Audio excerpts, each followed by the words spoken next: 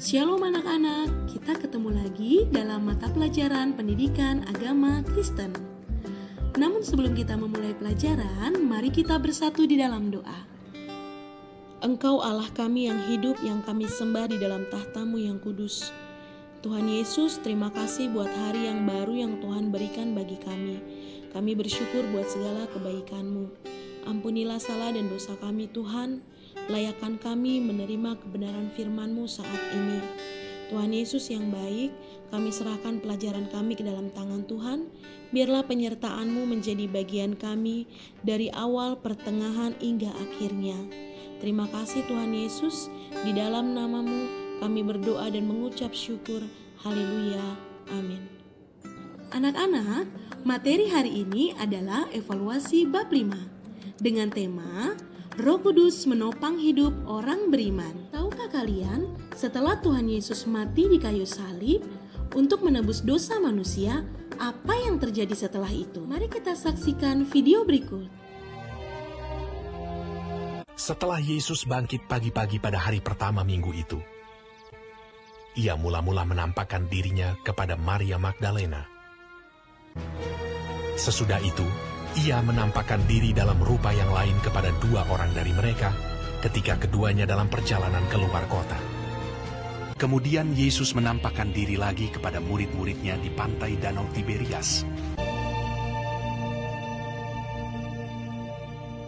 Akhirnya ia menampakkan diri kepada ke-11 orang itu ketika mereka sedang makan. Ke-11 murid itu, mereka sedang berkumpul bersama-sama dengan teman-teman mereka. Dan sementara mereka bercakap-cakap, Yesus tiba-tiba berdiri di tengah-tengah mereka dan berkata kepada mereka, "Damai sejahtera bagi kamu." Mereka terkejut dan takut dan menyangka bahwa mereka melihat hantu. Akan tetapi ia berkata kepada mereka, "Mengapa kamu terkejut? Dan apa sebabnya timbul keraguan-raguan di dalam hati kamu? Lihatlah tanganku dan kakiku. Aku sendirilah ini. Rabalah aku dan lihatlah. Karena hantu tidak ada daging dan tulangnya, seperti yang kamu lihat ada padaku." Sambil berkata demikian, ia memperlihatkan tangan dan kakinya kepada mereka. Dan ketika mereka belum percaya karena girangnya dan masih heran, berkatalah ia kepada mereka, "Adakah padamu makanan di sini?" Lalu mereka memberikan kepadanya sepotong ikan goreng. Ia mengambilnya dan memakannya di depan mata mereka. Ia berkata kepada mereka, "Inilah perkataanku yang telah kukatakan kepadamu ketika aku masih bersama-sama dengan kamu, yakni bahwa harus digenapi semua yang ada tertulis tentang aku dalam kitab Taurat Musa dan kitab Nabi-Nabi dan kitab Mazmur." Setelah Yesus naik ke surga, murid-murid dan orang-orang yang percaya kepada Yesus berdoa di sebuah ruangan besar.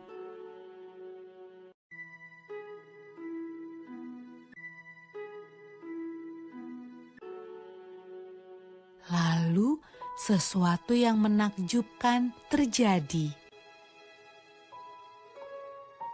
Awalnya terdengar seperti tiupan angin yang kencang.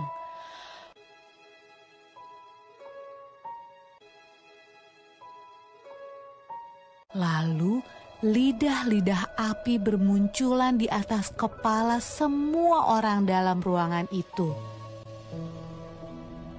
Roh Tuhan datang, dan semua orang mulai berbicara dengan bahasa yang berbeda-beda. Inilah hadiah dari surga yang Yesus janjikan kepada murid-muridnya. Murid-murid Yesus sangat senang. Roh Tuhan datang untuk hidup bersama mereka dan menolong mereka.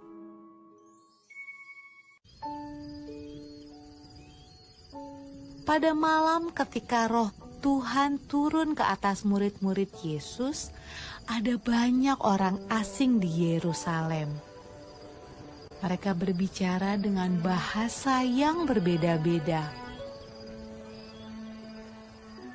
Waktu mereka mendengar murid-murid Yesus berdoa, mereka datang untuk melihat suara ribut apa itu.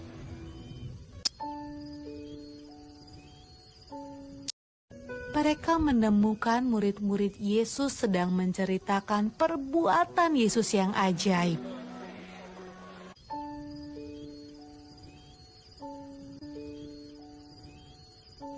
Tetapi mereka semua terkejut karena mereka mendengarnya dalam bahasa mereka masing-masing. Wah, apa artinya ini? Tanya mereka.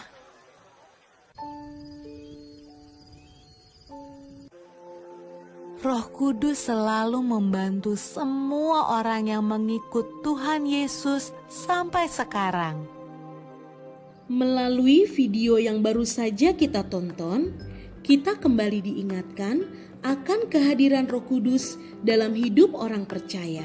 Roh Kudus bukan hanya hadir dalam hidup kita, karena Dia juga berperan dalam hidup kita.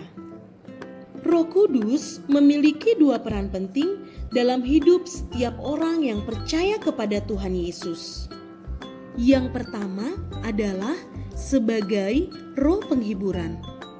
Pada peran ini, Roh Kudus akan mendampingi setiap hati dan jiwa manusia yang sedih dan kecewa, namun tetap berpengharapan kepadanya. Yang kedua adalah sebagai roh yang menguatkan. Pada peran ini, Roh Kudus akan terus mendampingi dan memberikan kekuatan dalam penderitaan maupun tekanan pada kita yang berharap kepadanya. Hal tersebut juga dialami oleh para murid Tuhan Yesus di masa gereja perdana sampai saat ini. Anak-anak, perhatikan baik-baik kehidupan orang-orang Kristen yang setia kepada Tuhan Yesus yang tercatat di sepanjang masa menunjukkan bagaimana orang-orang Kristen dan gereja mampu bertahan dalam berbagai tekanan dan penderitaan. Dan tentunya hal tersebut karena pendampingan dan penguatan dari Roh Kudus. Jadi, peran Roh Kudus dalam hidup orang percaya sangatlah penting. Dialah yang menopang setiap orang percaya untuk tetap bertahan di dalam penghiburan dan kekuatan yang Ia berikan. Anak-anak, setelah kalian mendengar materi ini, apakah kalian ingin merasakan bagaimana Roh Kudus menopang hidup kalian untuk selalu bersaksi dalam hidupmu sehari-hari melalui sikap hidup yang sesuai dengan firman Tuhan? Dengan demikian, kamu juga sudah melakukan pelayanan di dalam hari-harimu. Baiklah anak-anak, demikian evaluasi bab 4 untuk hari ini. Sebelum kita mengakhiri pelajaran kita, mari kita bersatu di dalam doa. Engkau Allah kami yang hidup, terima kasih Tuhan Yesus buat kebaikan yang Tuhan berikan bagi kami. Kami telah menyelesaikan pelajaran kami. Biarlah apa yang kami dengarkan saat ini dapat kami lakukan dalam hidup kami sehari-hari, sehingga kami dapat menjadi berkat bagi setiap orang di sekitar kami. Terpujilah namamu Allah kami yang hidup, di dalam nama Tuhan Yesus. Haleluya. Amin. Baiklah anak-anak, sampai ketemu di materi berikutnya. Tuhan Yesus memberkati.